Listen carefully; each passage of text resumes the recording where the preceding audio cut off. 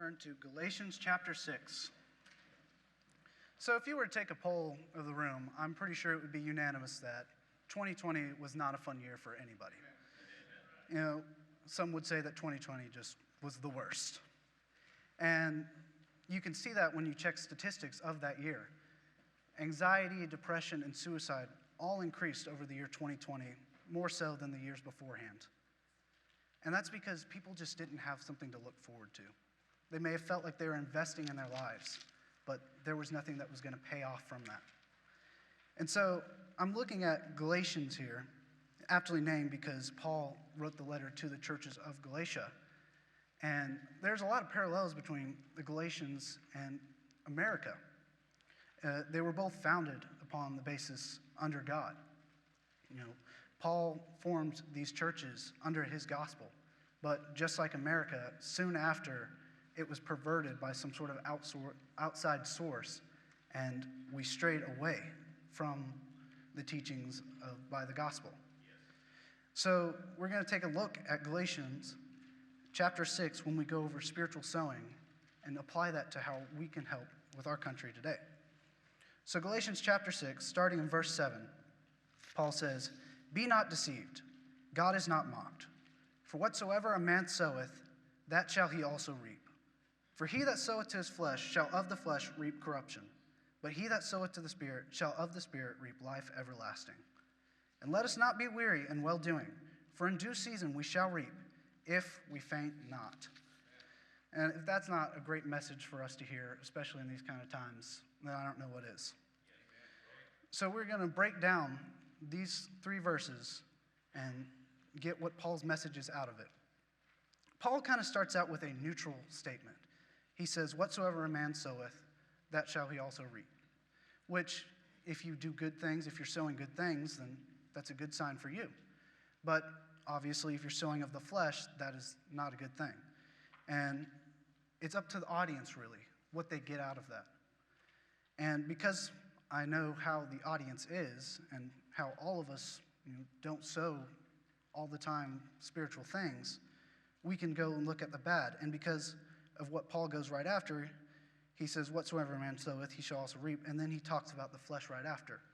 So that's what we're going to look at first. First, we'll look at there's the warning for the flesh. The warning is for those who sow what is corruptible. So, to no one's surprise, today, sin is rampant. In fact, even more so rampant, sin is celebrated.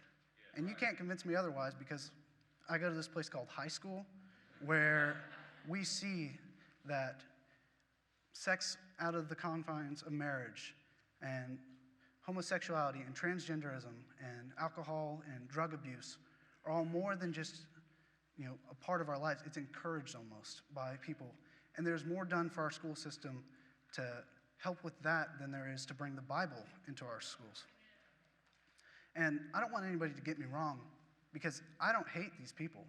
In fact, it's quite the opposite. I feel pity for them because I know whatsoever a man soweth, that shall he also reap.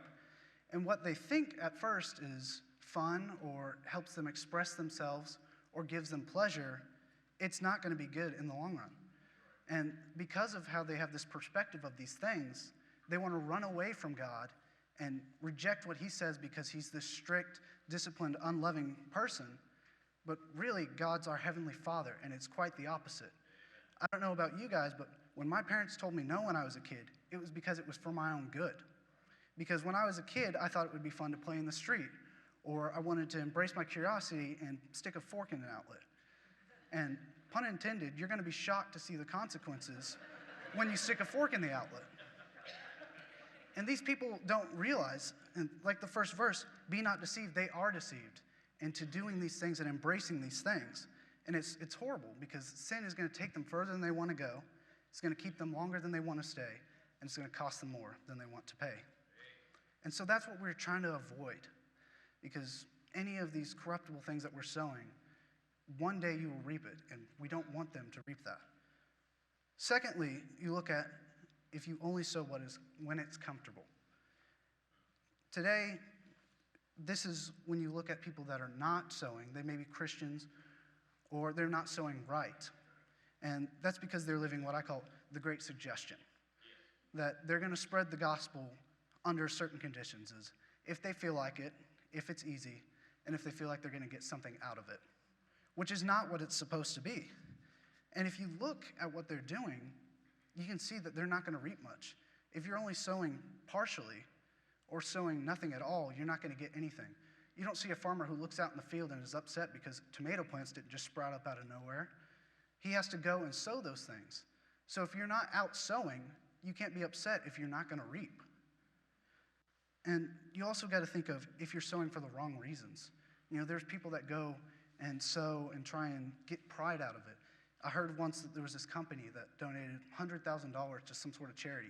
And then right after that spent about $1 million in advertising saying that they spent $100,000 for this charity.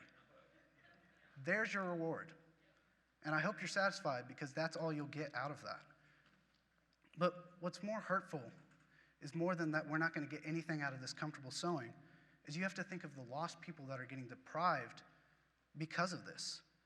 These are your neighbors, your coworkers, your classmates, your friends, and your family.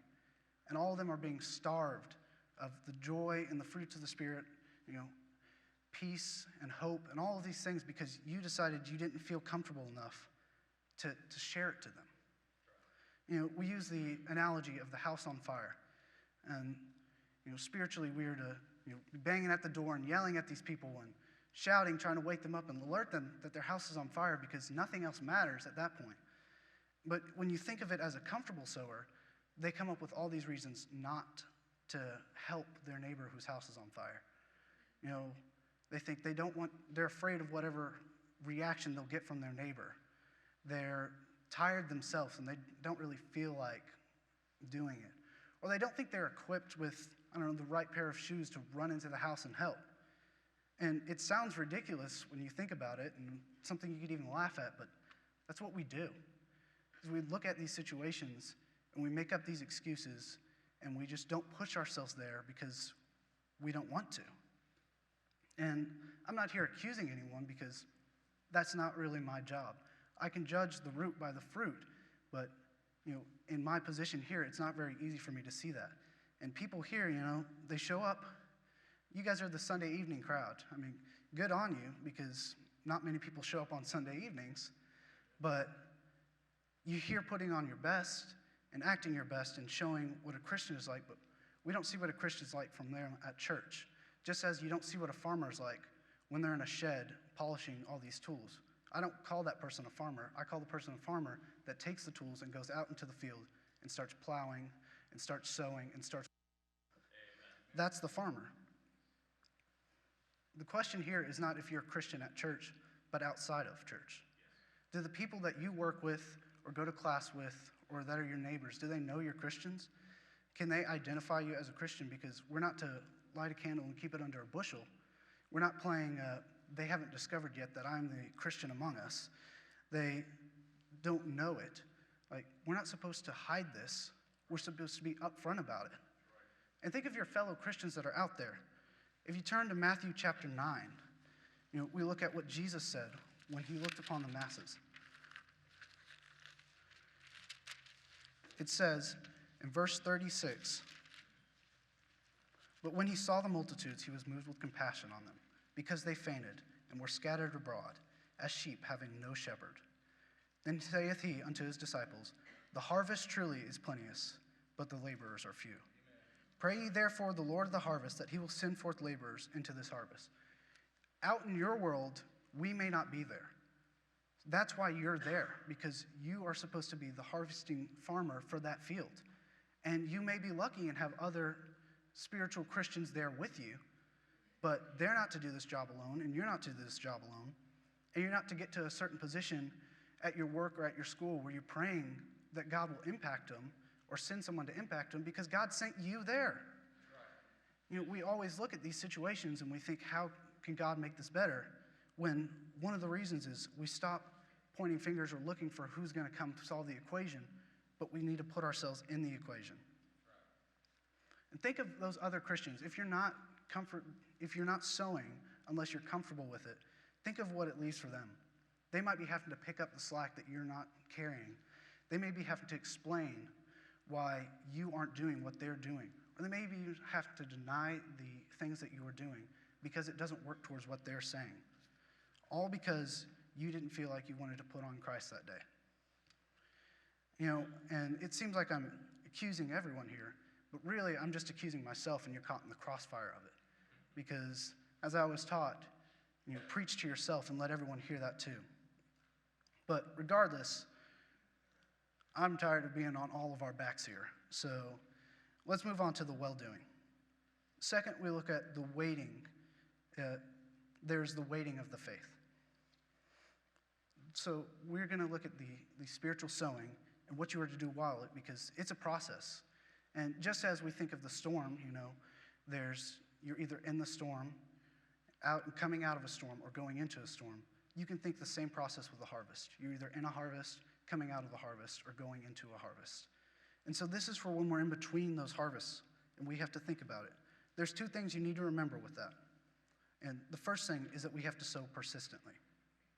And it's a simple concept, but it doesn't make it easy. It's just denying ourselves daily and investing with the fruits of the Spirit even when it's hard. Forgiving people when you don't want to forgive them. Loving people when they aren't being lovable.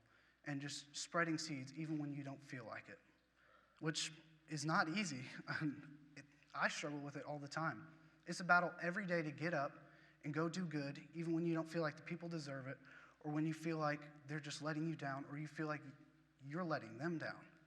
It's hard. But there's a promise here that God made. We've been looking at Joseph in our Wednesday service, and we see that God made a promise to him when he was 17 years old. Through the dreams, he promised that his family and people would bow down to him. And it took almost 13 years after that for him to get to the promise. But we see that there was a promise. And we can look at our promise too. If you turn to Psalm there's not chapters in Psalm. Turn to Psalm 126. We can look at our promise there too. Psalm 126 says, "They that sow in tears shall reap in joy. He that goeth forth and weepeth, bearing precious seed, shall doubtless come again with rejoicing, bringing his sheaves with him." My favorite word out of that is doubtless, meaning it's guaranteed, there's no denying, doubtless it's going to happen. That's the promise that God has given us if we are to keep sowing and if we are to not give up. Just like in Galatians, if we faint not, this is what will happen. The promise in the harvest is going to come true. But if we give up, it won't happen with us included. God's going to give these investments to people, but we won't be a part of the harvest. Secondly, you look at how we are to sow patiently.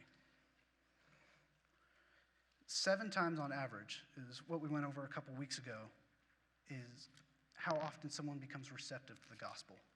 Now, on average means that there could be less, you could get lucky, but there could also be more. And we don't know where somebody lies on that, because when there's the statistics like that, it can be much higher and it can be much harder for every person in their specific case. And we have to think of how hard it is, because we don't like being rejected, but every time you sow, I can guarantee you is not going to be every time you're going to reap a harvest. So we have to learn how to, as God put, dust off our feet. We think of it as almost like a megaphone in my idea, is that I'm really not the one saying these things. I'm just the one projecting it from God. And nobody can reject a megaphone. You can reject what God's saying, but you can't reject the person that's saying it because there's nothing there to reject. So notice what the 2 other factors that there is besides just our sowing. The first factor we look at is the soil, the person that we're receiving from it. And if you look at Matthew chapter 13, question mark. Matthew chapter 13, verse 3, we look at the parable of the sower and the soils. And it says that he spake many things, this being Jesus, unto parables, saying, "Behold, the sower went forth to sow. And when he sowed, some seeds fell by the wayside, and the fowls came and devoured them up. Some fell upon stony places where they had not much earth, and forthwith they sprung up because they had no deepness of earth. And when the sun was up, they were scorched, and because they had no root, they withered away. And some fell among thorns, and the thorns sprung up and choked them. But others fell into good ground and brought forth fruit, some 100-fold, some 60-fold, and some 30-fold. We look at the soil, and we got to realize that all of them can be the same person at different stages of their life. We don't know where they are with these stages, so all we can do is keep spreading these seeds.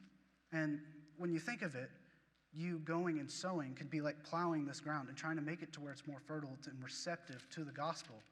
But we never know when it's going to happen, which is why we can't give up and why we have to keep trying and why we can't rely on ourselves, because someone else may be there plowing for you.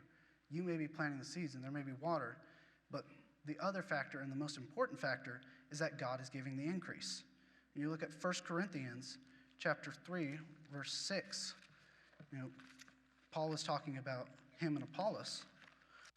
He says, I have planted, Apollos watered, but God gave the increase. So then neither is he that planteth anything, neither do he that water, but God that giveth the increase. Listen, I don't know how many of you are farming experts, but you can plant a seed and you can water it and you can till the soil all you want. But if there's no sunlight, if it doesn't get nutrients, then it's not going to come up and it's not going to grow. Nothing's going to happen. And that's why we can't leave out the most important factor, which is God. God's going to make this harvest happen, and he's going to make it happen on his time. Thirdly, we're going to look at that there's the working to the finish. And that is how we have to work till the harvest comes. We have to work till heaven comes. This is the payoff at the end of all this investment. This is what we can get our hope from. Just like Joseph, it may take years and years, but once God has promised it to you, and once you're doing this part, it's going to come and it's going to happen. And it's not like karma, because the karma that people say, that's something that happens in life. People can escape from their karma in life and do bad things and then die and escape it. But whatever you sow in life, you're either going to reap it in life or you're going to reap it after. So, it can be a warning, but it can also be a blessing to know that you can do all these good things in God's name, and though maybe your life is hard, and maybe you won't feel like you're rewarded there, but the reward will come. And I think that's what we can cling to, our hope, the peace that we need so we can get through the years like 2020, and so that we can get through all these bad times, is because we can cling to the hope and the peace and the joy that comes with the harvest will come. 2 Timothy 4:7. That's an ending we can look forward to. As Paul says, I have fought a good fight, I have finished my course, and I have kept the faith. Amen. And Matthew 25, verse 21, Jesus is talking about the parable of these people investing. And if you want to go through later and read through the entire chapter, he brings up two people who went and invested and got more out of it because of that. And he says, well done, thou good and faithful servant. Now there was another one as well who did not and hid it away. And he called him a slothful, lazy servant. And that's not what we're looking for. So when you think about it, it's a lot to encompass of looking at the hope and the joy that all happens to be associated with knowing it'll happen eventually. And it's not the easiest thing to think about, because whenever you're in the storm, we get tunnel vision. We think of all the hardships we have, and we can't really see past any of our pain or any of our sorrows. And that's all that we see. But even in our most weary times when we feel like we're closest to faint, God's preparing the harvest for you. Amen. And the only way I can think about it is, when it happened for me. You see, this verse encompasses my life probably better than a lot of things. I wake up every day and look at it because, it's how I feel. I feel like I can get weary in well-doing, and I feel like I want to give up sometimes. And the closest I came was, almost last year. I was practically born and raised in church. My entire life. I would draw stories of Bible characters. Those were my superheroes. And I got saved at the age of 7 and realized what it meant to do good for God. And I surrendered to the ministry at age 15 and really started getting serious about things. But there was still something that kind of nagged me. and it was that I hadn't felt like I had gotten a real harvest from it. And all this came to a peak last year at one of our church camps. For a little context here, right after I surrendered to the ministry, I had asked Matt if I should go up with all the other youth pastors and group leaders whenever we have our invitation to see if anybody would come to me. And you guys know how Matt is. He kind of deflected the question back to me and said, if you feel like you should, then you should. So thank you, Matt, for that. But at the time, I definitely felt like I should, and there wasn't a shadow of a doubt that I belonged up there. But after 2 years, then the doubt started creeping in, because it was 2 years of standing up there and, I just felt like I didn't belong. Because here's all these youth group leaders and all these pastors, and then you have me, the little snot-bubbled kid who's just a wannabe pastor, really, and can't say he's really proud of any of the sermons he's preached, and worst of all, can't say he's ever led anybody to Christ. I didn't feel like I belonged. And so all of that was kind of building up. And on that day, in June, late June, I had basically decided that I was done walking up there and standing there, because all I did was felt like I was an idiot that didn't belong. And you know how God is, though, with his harvest. Just when you're ready to faint and when you're weary at the most, he comes along and gives you something to keep you going. And here comes this little girl. Her name was Miley Schimmel. I remember this so well. She was about that tall, 8 years old. The most precious thing that you've ever seen. She'd write her name, she'd put her S's backwards, and it melts my heart to think about it. And she came up to me and with the softest voice said that she wanted to get saved. Let me say that again. She came to me. Out of all these people here, out of these youth group leaders and out of these pastors, for some reason she was led to come to me. And man, if that wasn't just what I needed. And my heart was racing probably more than hers was. And I tried to challenge her as much as how much I was blessed from how much she was. And I remember the conversation so well. It wasn't like I said anything wise. The best thing I could come up with is something that was told to me basically when I got saved. Was I offered her my pen and told her it was like the gift of God, salvation, that it's not hers until she accepts it, but when she accepts it, it's hers forever. And so she took my pen. Dang it. And she got saved. And you couldn't have slapped the smile off my face when I got to hold her by the hand and carry her up there and let her write her name down at the front of the camp where she got saved with the pen I gave her. So she put it to use. But so we know that God will get us through those times. And a verse that helps me keep going and clinging to it, even when I haven't seen a harvest in a while, is this one in Isaiah chapter 40. It's starting in verse 28. It says, "Hast thou not known, hast thou not heard, that the everlasting God, the Lord, creator of the ends of the earth, fainteth not, neither is weary. There is no searching of his understanding. He giveth power to the faint, and to them that have no might he increases strength. Even the youth shall faint and be weary, and the young men shall utterly fall. But they that wait upon the Lord shall renew their strength. They shall mount up with wings as eagles. They shall run and not be weary, and they shall walk and not faint." Amen. As our music people come up, I'd like to finish with this. Since then, as life is, doubts have come, and God has crushed many of them, but there are still some that are there. But I'm not afraid of these doubts anymore, because I know that he will get me through them, and that no matter what kind of part of life I'm going through where it may seem like there's a famine or a plague, I know that the harvest will come because it's come before and he's promised that it will come again. Right now, I'm proud to say that I've led 2 people to Christ, but I'm not going to stop there. As long as there's heartbeat in my chest and air in my lungs, I'm going to keep going until that heaven comes. And the sad part is just how empty my life felt before that. And it just felt like there was something missing. And some people are living like that now. Pastor West went over this morning how some of the saddest people are Christians that are backslidden and just are out of the faith or out of the work. And right behind them is the people that aren't in the faith at all. And so when we offer this invitation, I just want you to think about what you're coming into.